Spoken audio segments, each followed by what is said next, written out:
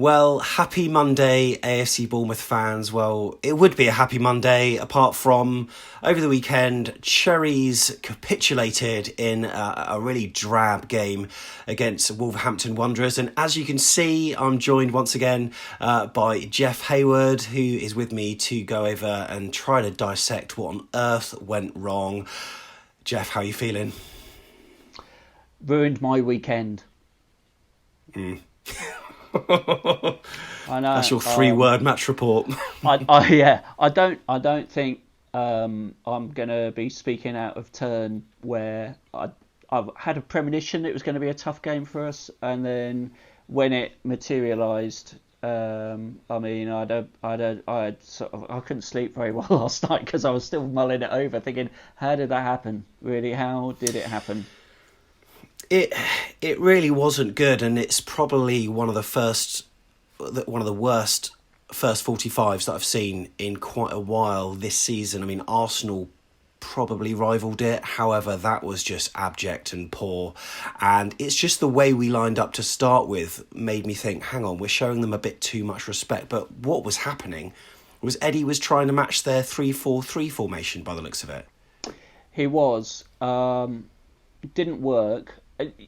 Look, there's lots of glib football punditry out there, and you can easily drop into cliches about it, where you say we gave them too much respect. You know, we tried to match their formation, which tactically was the right thing to do, but clearly, I think it wasn't. Clearly, Eddie made mistakes, and hats off to him. You know, he's held up his hand and said, "I got it wrong." However, it kind of betrays some deeper problems, I think, that we've got with the way the team is set up, the mix and blend of those players that we've got. We've got a deeper, better squad than ever before. The challenge now is making the 11 players on the pitch actually play as a unit. And I was thinking about it yesterday, comparing it to it's a jigsaw. We've got some great pieces, but they don't all fit together in the right way. And that was yesterday in a nutshell, compounded by the fact that you've got a manager that's been with us for a long time. Eddie's worked with a lot of those players. He knows a lot of those players really well, particularly those that came up from the Championship with us. Loyalty is a great virtue. However, where I'm going with this, don't you? Yeah. However, misplaced loyalty with those that got you there. Simon Francis, who you're alluding to, tremendous servant for the club. Was instrumental in our Championship season and even in the early stages of the Premier League. Absolutely superb. But every time he's played this season, there's always been a problem, or fans have questioned Eddie Howe's decision, and he's almost like he's trying to shoehorn him in at any given sort of opportunity, and playing three at the back. I feel sorry for Chris Mepham. I know that Eddie Howe doesn't particularly like using Chris Mepham in a 3 and thinks he's not very effective there, but what chance is he going to have when Cook and Nathan Ake are pretty much irreplaceable? But Francis was shoehorned in, so he was one of the 3 central defenders, and then you had this sort of wing-back style where they joined the midfielders of Lewis Cook and Philip Billing, which again I thought was a bit of a surprise considering they are so similar as footballers. I honestly thought if Lerma wasn't ready, I thought he would have put Dan Gosling in there, but it didn't seem to be the case. And then up front we had Harry Wilson out wide again, pinned to that right flank where he's ineffective. Fraser on the other side. But from the off, it just didn't work, did it? It didn't. I believe that Eddie is guilty of overthinking things. If you take it back 2 games where we played Manchester United, we didn't worry about them. We played 4-4-2, played to our strengths, and we beat them. Yesterday, we were more worried about them, unhealthily over worried, I thought, because actually when we got at them in the second half, I mean, we'll come on to the game analysis in a minute, but we showed that we could get at them, and it was old-fashioned virtues.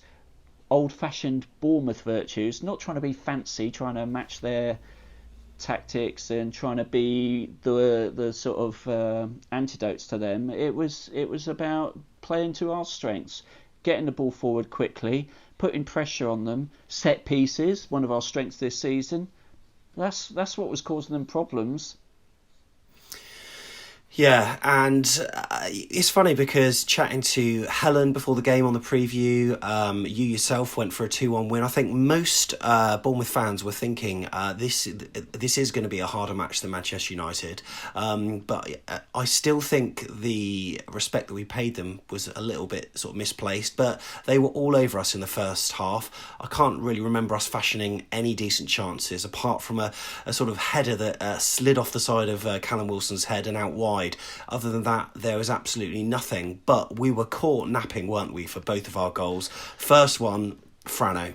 Yeah, I mean, that ball to Jota. I mean, Jota caused him problems all that first half, and tell me, Sam, when have we played the back three and when has it worked this season? Yeah.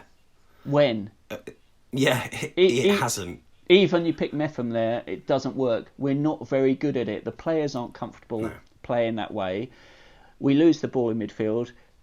They play a quick through ball. Is outpaced. Bad tackle. Going to ground that early. Arguably, Jota saw him go to ground and thought, I'm going to get the foul here. Because he basically kicked the ball out, it seemed to me. He didn't have any great belief that he was going to do anything with it if he got past him, which makes you think just such a rash tackle to do. And why we shifted to that formation, because Traore was causing problems on the other flank as well.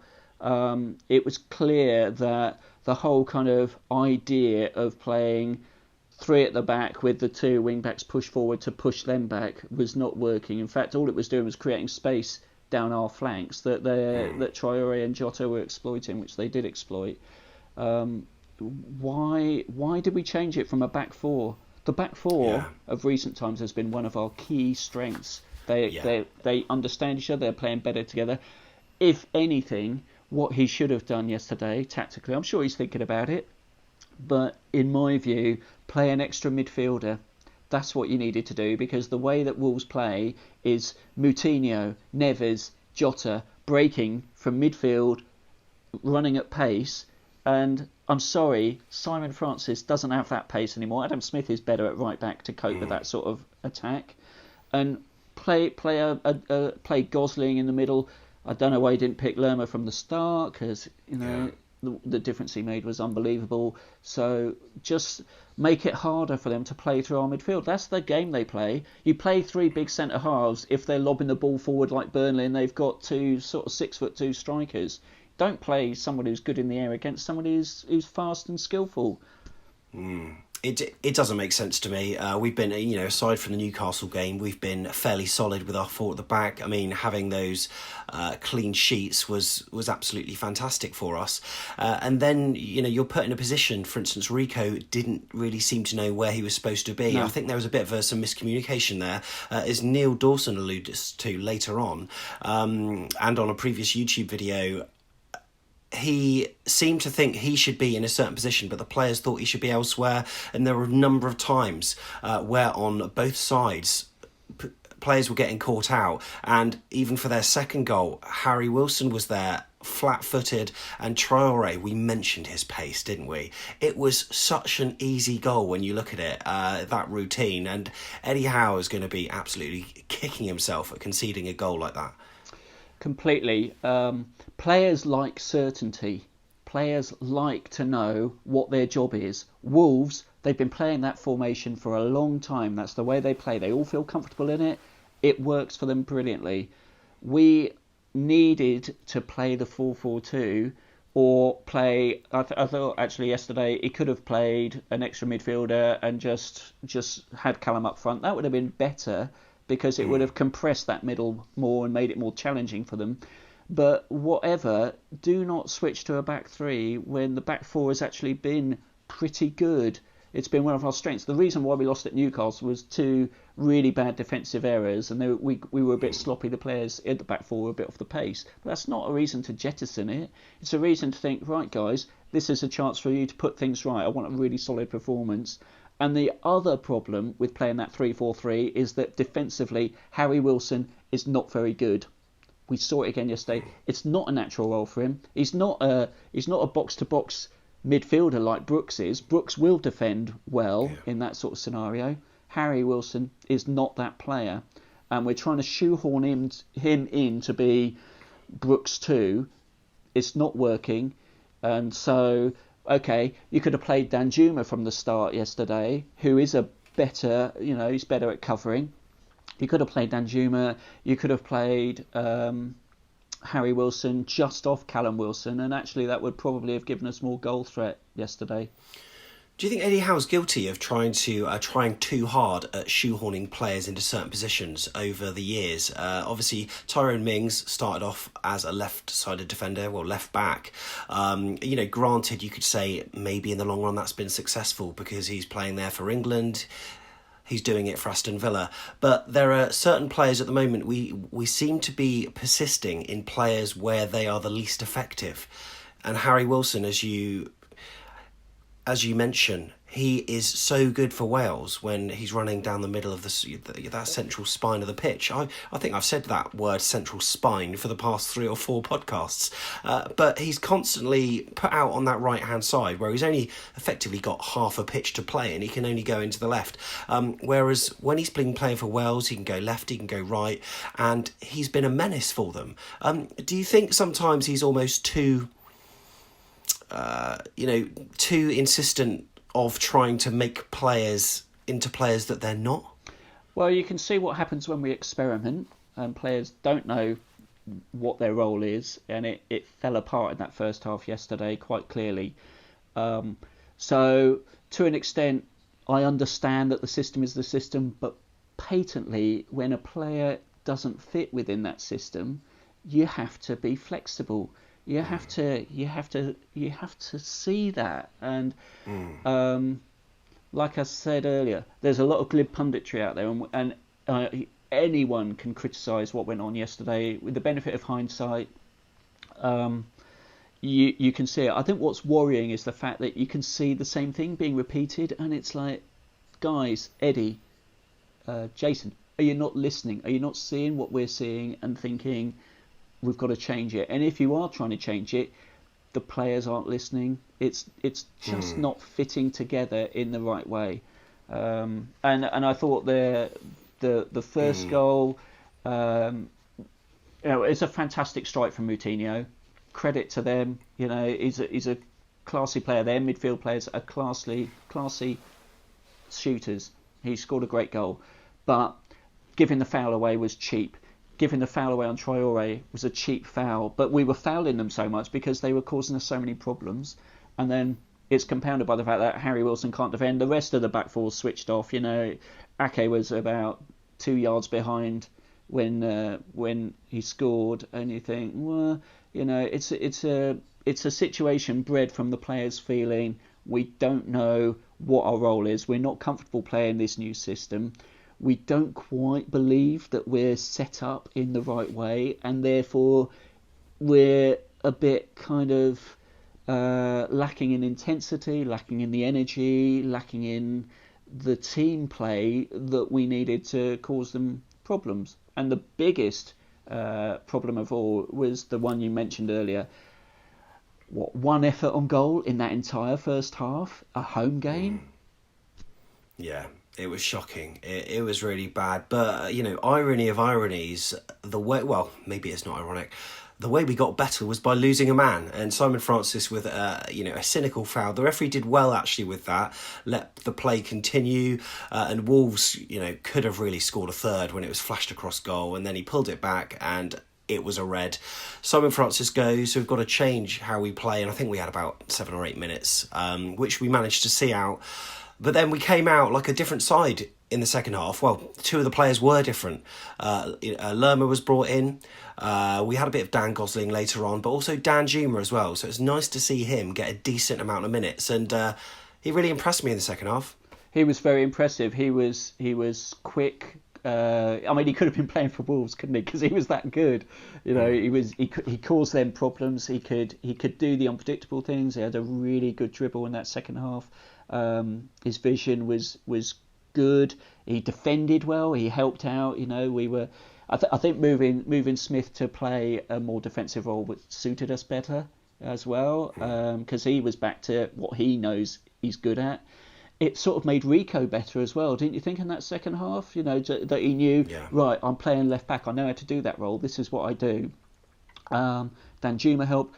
Jefferson Lerma, I think we said it a couple of podcasts ago, you know, who's going to be our biggest miss if somebody goes? It's him, isn't it? Because you saw by replacing Billing, who was a bit off the pace yesterday. I don't know, was he playing for Denmark last week? Because I wasn't sure whether he was actually playing internationally.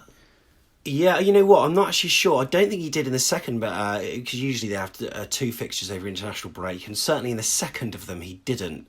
So not sure about the first one. I thought he was he was half the player after he got booked,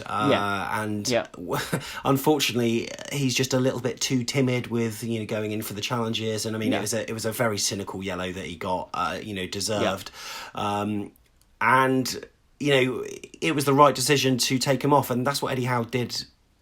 I think in one of the previous matches this season as well, where he got booked, he didn't want to risk losing him. But then, Lerma came on, and I thought was brilliant. But I was very surprised with Wolves in the second half, because I thought they would, go on and try to cement their 2-0 win. But they almost sat back a bit, and they invited a lot of pressure. And we were a lot better in the second half. We weren't.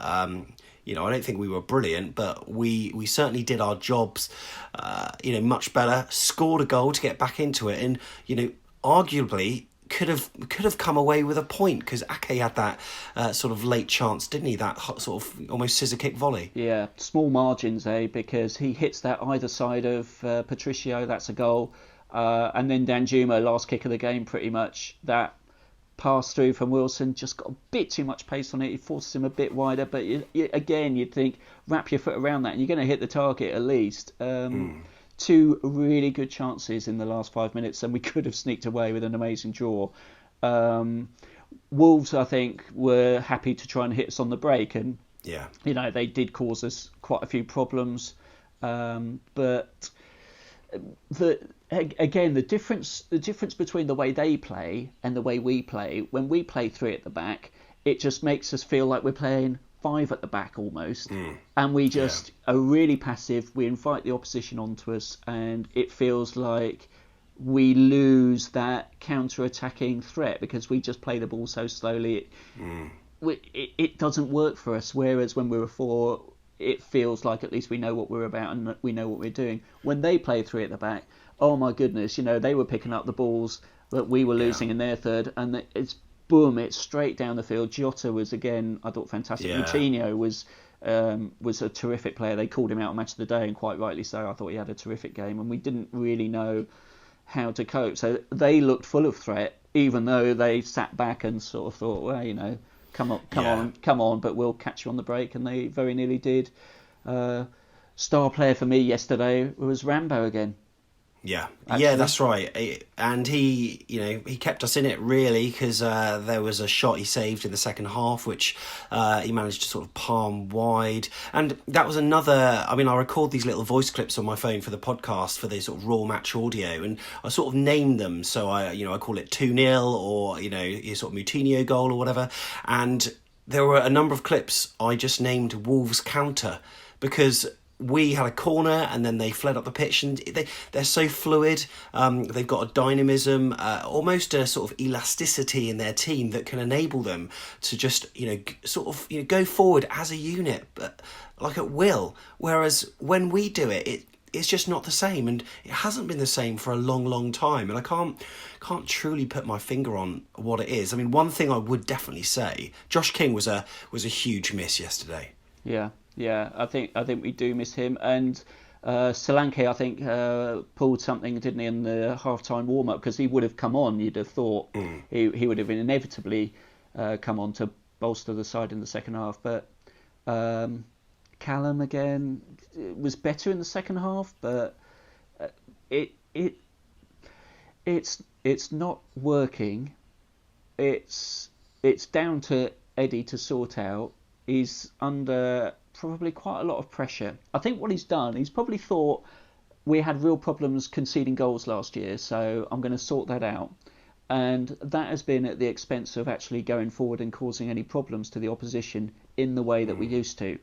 We used to start games last season, the first 15 minutes, you knew we would fly at teams and we would put them under all sorts of pressure, get the crowd going, get the crowd behind us, and it would be a different vibe in the stadium. Yesterday, watching it, it was like, I don't know, I think I messaged you saying it's been coming, because that first 20-25 minutes, we just sort of were accepting of them having the ball to an extent that you thought, we're going to get killed here. Yeah, what's quite depressing is that when teams previously in the Premier League have been on bad runs of form, for instance, even Sunderland when they were relegated, they were awful, but they had their striker still scoring, and that was Jermaine Defoe, who was popping up regularly. We're not getting that at all, and I was thinking about it before the game. I'm thinking, Harry Wilson is our biggest goal threat on the pitch, which is kind of scary considering how he dips in and out of games, because Callum Wilson doesn't look like scoring, Ryan Fraser not at all, our midfield aren't famed for goals, and lo and behold, it was actually a defender that got our goal yesterday. 2-1, it was the right result, wasn't it? Do you think it maybe even flattered us? I agree, it did flatter us. If we play like that, we are seriously going to be in trouble, I think, this season. Because, again, we've said it before, scoring one goal a game is not good enough. So we need to be more clinical with those chances when they do come along. And I don't want to be sat here on another podcast saying, we could have got a draw. We could have got a draw. Or we could have won that if we'd have taken our chances. But that's what it feels like. Every game for the last sort of, well, save the United game, which actually we should have probably won by 2 clear goals because we were that much better. But Norwich, Watford, Newcastle, and yesterday, we could have got more points than we did.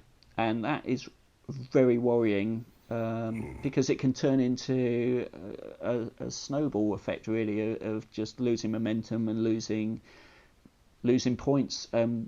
We can't afford to concede points because, as you and I both know, we now have Liverpool, Tottenham and Chelsea in quick order. We could be dropping like a stone if we don't manage to sort of pick up points. I've said how congested it is beneath us in the table. It's absolutely scary, but I still see on some forums and some glass half full Twitterers, they look at the league table as almost like a gauge or a barometer of can I criticise, and we're in 10th or whatever it is. After the rest of the weekend's games we may drop further, not sure. However, surely it's the performances that are worrying. You're looking at the table, we can still criticise, and the next few games I think will make a lot of people wake up and smell the coffee that things are not rosy. That position meant absolutely nothing. We were 7th for a bit, 8th, 9th. It meant nothing when you don't actually win matches that are winnable matches, and then you're doing, Wolves at home. It's always going to be a tough game. If we emerged with a draw yesterday, that would have been great. But we are not as consistent as we were even last season, I would say, and I think it's a real worry. Things need to change. I can't wait for Brooks to be back, but apparently he's going to be a few more weeks now as well. So, ahead of the Spurs match, Jeff, how on earth are we going to be optimistic about this? Well, Gosling's back, and that was great to see him, and I think he is underrated but an integral part of that team. Obviously he's got to keep taking Ryan out for dinner, keep Ryan happy, which will be an important part of his job. So as Nathan, please walk your dogs with him, do something to get him back. But we need to get that team spirit back. It felt a bit like there weren't enough players on that pitch in the first half who really cared to win the game and put in the performance that we need, the hard yards. And that, again, the team spirit's been an excellent part of the way we play over the last couple of seasons. We need that back. We need that desire, which was there for the United game, wasn't really there in that first half at all. And it's hard to put your finger on. I think the positive thing is that when he does get it right, it will be good, because you know the players are good. You know that we can play. Josh is out for a couple of weeks though, isn't he? So what's he going to do? Presumably Solanke won't be fit to play next week, so it's going to be Callum again, out of form Callum. Yeah. And yeah, you know, it's not easy to put it all together and think, right, what is going to work? Absolutely, Rambo in goal. Back four, absolutely. Don't mess about now.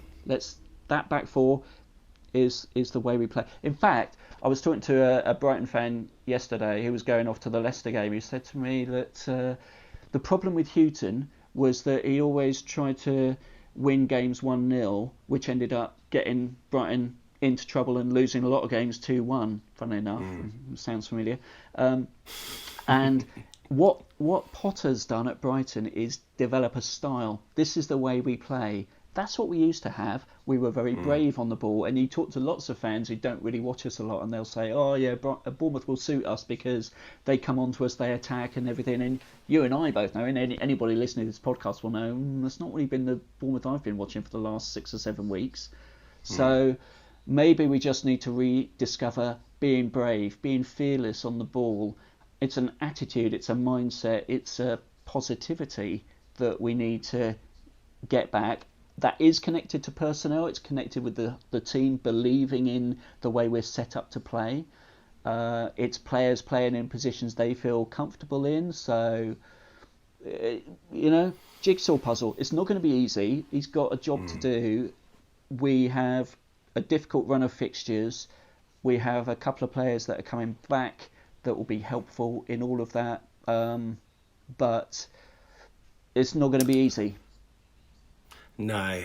Well, inspirational words, Jeff. I think we need to have your voice ringing around the changing room. I think, and it's not good. But we'd of course love to know what you think. So please leave your comments about what you think is going wrong in the description, and we'll be having a look at those throughout the week. But either way, make sure you have a good one. All the negativity's out the way. We're going to go on to Spurs, hopefully with a decent performance and something to crow about at the Tottenham Hotspur Stadium next weekend. Up the cherries. Up the cherries.